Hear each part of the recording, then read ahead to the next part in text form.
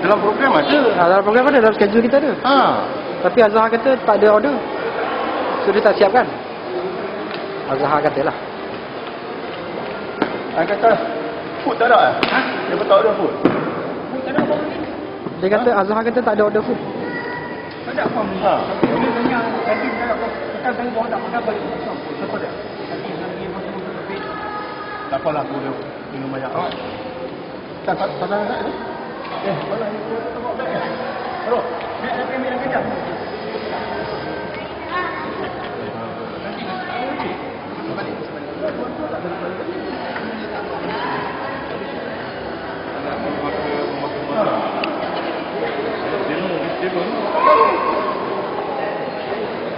Dia punya apa yang pegang ni?